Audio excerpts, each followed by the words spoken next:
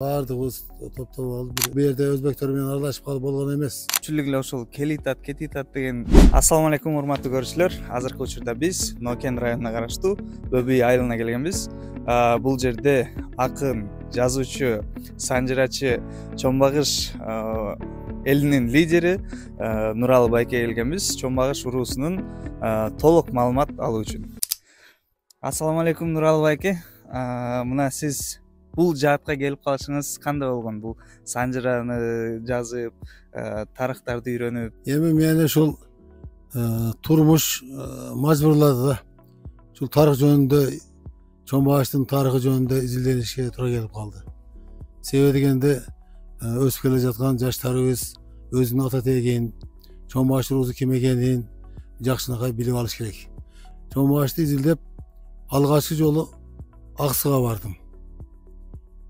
Ayakta da Çombaşlar var iken de barsam Aksıda 200 üylü Çombaş var iken. Birinin peçatı var iken, anı koca düştü, alın kul degen jigit bizden çoğurak iken. Oğan Xandığında iştegender jönünde aytıp berişti. Çombaştın tarixi öte mınday çoğun iken de. Çombaş urusu özü mınday ulu ellerden biri iken, en algaçkı bayırkı ellerden biri iken de. Ana keyin özüm dağı Aksıdan kelgenden keyin bul öröndө ушул жакын ортодогу Жалал-Абадка чейин База-Коргон şu rayondorду кыдырып Чомбаштарды издеп таптым да. Анан мен таанышпай калган башка жакта Чомбаштар менин кабарым угуп, мага келип менден сурабачы да, сиз ушундай Чомбаш урууларын изилдеп аткан экенсиз. Айтып бербейсиз кичине дедилер. Алар менен сүйлөшүп, алар деле өздөрүнүн тарыхтарын айтышты. Анан ошентип азыркы күндө республика боюнча Чомбаш урууларын таап, жыйын өткөрүп атабыз. Азыр көпчүлүк эле ошол Келитат, Кетитат деген сөздү айтышат. Бул тил негизи каяктан бизге келип калган? Эми бул сөздү мурда биздикилер дагы бир эле ошентип сүйлөп жүргөн. Эми муну мен дагы сураштырып, изилдеп билсек, биздин ата-бабалар биздин түпкү мекенибиз өзү Каркарада болгон экен да. Үч Каркара Көкдөбө деген жер, ошол жерде биздин айылыбыз болгон экен. Ошо Үч Каркара Көкдөбөдө жашаганда, ошо Үч Каркара Көкдөбө Казакстан менен Кытайдын границасында экен да. Бул биздин тилибизге кичине мындай бурмаланып калган жери, бул ошо казак менен мамиле кылып жүрүп, ошондой немеге тилибиз кичине бир аз сиңишип кеткен экен да бизге мындай бири-бирибизге. Ошо жанагы сен айткан немелер бардык ошол жактан келген. Bu yerde Özbekler bilen aralashib qolib bo'lgan emas. Bu yerde özümüzün har bir yerden özünün diyalektikası bo'ladi da.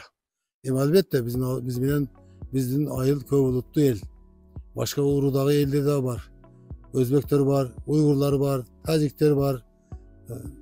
Bizim özümüzün diyalektikası var da. El bilen aralashib, har türlü el bilen mamile kılganından keyin ошондой diyalektika пайда болот экен да. Мына жыйындар болот деп атпайсызбы? Азыркы учурда бул жылдын эсебине канча жыйын болду жана эми алдыңкыда кандай жыйын болот, каерде болот? Эми быйылкы жылда ошо айттым го, жана Түп районунда болду. Ысык көлдүн Түп районунда болду. Ал жерде ошо бардыгыбыз топтоп алып бир маселеге келдик. Биринчи эң негизгиси ушу ата тегибизди изилдеп табуу. Чомбаштар өзү бир уруу, бир атанын балдары болуп чыгат деп изилдешип келгенибизде. Ошону аныктайлык, тактайлык деген мааниде ошондой жыйындар өткөрүп атабыз да. Ар ким ошол жыйынга барганда өзүнүн тапканын, өзүнүн билгенин келип барып айтып берет да. Ынтымакпыз азыркы күндө, тааныбай элек. Мына Ысыкөлдүк туугандарыбыз менен тааныштык, Аксылык туугандарыбыз менен тааныштык. Өтө мамилебиз жакшы болуп, алар деле куду ошо бизде эл экен, бизге окшоп эле сүйлөйт экен. Ошо жакшынакай болуп азыр эмки жыйынды Ошко бердик эми. Ошто дагы кыргыздар бар экен, Жапалак деген жер бар экен, ошол жерде бир 50-60 үйлүү Чомбаштар бар экен. Ошолор өткөрө турган болду.